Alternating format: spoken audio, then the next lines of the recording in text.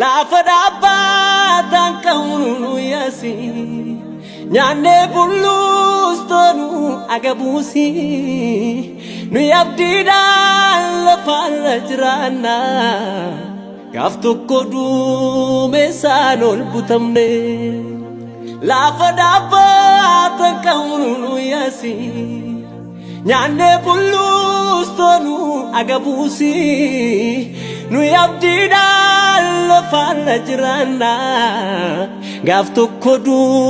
mesanol butamne nigarin manni kenya waqarra nu yamantini acholi lalla nigarin manni kenya waqarra nu yamantini acholi lalla